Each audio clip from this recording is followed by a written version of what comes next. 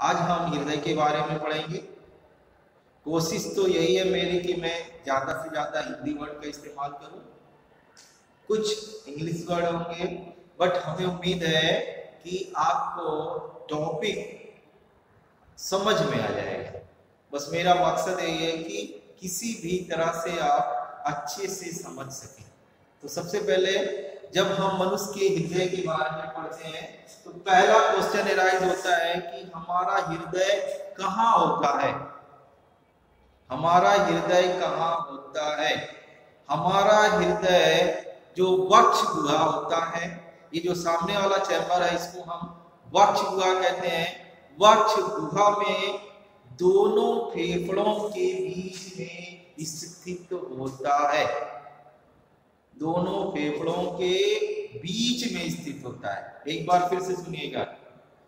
अगर इसकी हम संरचना की बात करते हैं, इसके शेप की बात करते हैं, आकृति की, तो ये लगभग हमारे बंद मुट्ठी के समान संरचना होती है। ये आपकी बंद मुट्ठी है। ऐसे अगर हम करते हैं, ये वाला जो भाग क्या होगा? बड़ा है। ये भाग क्या है? छोटा है। तो बंद मुट्ठी के समान संरचना होती है। दोनों फेफड़ों के बीच में ये स्थित होता है। ये थोड़ा सा हमारे बाएं दिशा की तरफ झुका हुआ होता है। इसीलिए आम बोलचाल की भाषा में कहा जाता है कि हमारा हृदय हमारे बाईं साइड में, बाईं दिशा में व्यवस्थित है। वास्तव में ऐसा होता नहीं है, बल्कि ये वक्ष गुहा में दोनों फेफड़ों के बीच में तिरछा लटका होता है, व्यवस्थित होता है। हमारा हृदय चारों तरफ से दो पतली झिल्ली से घिरा होता है। ये जो झिल्ली होती है इसको हृदयावरण कहते हैं। ये जो हृदयावरण होता है इसके बीच में एक तरल पदार्थ भरा होता है, हृदयावरणी तरल, जो इसको विभिन्न प्रकार की झटकों से बचाता है। जब हम हृदय की संरचना का अध्ययन करते हैं तो हमारे हृदय में 4 कोष्ठक होते हैं, जिसे हम इस तरह से बना सकते हैं। हमारे हृदय की ये संरचना है। हमारे हृदय में 4 कोष्ठक होते हैं। ऊपर वाले जो 2 होते हैं, नीचों की अगर हम नीचे वाले कोष्ठक की तुलना करते हैं तो ये थोड़ा छोटे होते हैं। इनको आलिंद कहते हैं। नीचे वाले जो होते हैं इनको निलय कहते हैं। ये आपका दाहिना आलिंद हो जाएगा, ये दायां आलिंद हो गया, और ये आपका क्या हो गया? बायां निलय।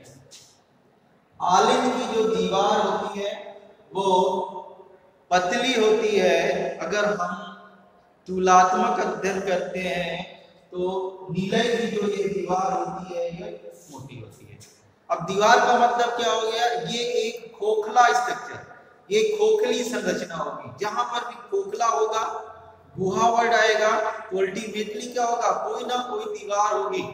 तो बस यही समझ जाइए, इसकी जो दीवार होती है, इसकी जो भित्ति होती है, जिन कोशिकाओं से ये मिलकर बनी होती है, ये मोटी होती है।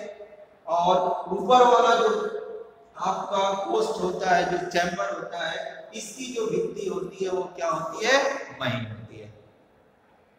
अब जो ऊपर के जो दोनों आलिंद होते हैं वो एक पतली सी झिल्ली से बटे हुए होते हैं, जिसे अंतरा आलिंद, इसकी हिंदी नहीं आती है। तो ऊपर के दोनों आलिंद जो होते हैं एक पतली सी परत से बटे हुए होते हैं, जिसको इंट्रा एट्रियम थीका कहते हैं। उसी तरह से नीचे वाले जो होते हैं ये भी दोनों निलय को काटते हैं, बस इसमें फर्क क्या होता है, इसकी जो दीवार होती है वो पतली होती है, इसकी जो दीवार होती है वो मोटी होती है। उसके अलावा ऊपर नीचे के दाएं और बाएं दोनों तरफ के जो आलिंद निलय होते हैं वो आलिंद निलयी भित्ति से क्या होते हैं, पटे हुए होते हैं। जो हमारा दायां आलिंद होते हैं यहाँ पर एक कपाट पाया जाता है, इसको त्रिवलनीय कपाट कहते हैं, और ये क्या होता है, दो वलनीय कपाट होता है। ये दोनों जो कपाट होते हैं इनका काम क्या होता है, ये रक्त के परिसंचरण को केवल एक ही दिशा के लिए व्यवस्थित रखते हैं। किसी भी दशा में रक्त जो होगा वो विपरीत दिशा में बह नहीं सकता है, तो एकल दिशा में रक्त के फ्लो के लिए ये दोनों क्या होते हैं, उत्तरदायी।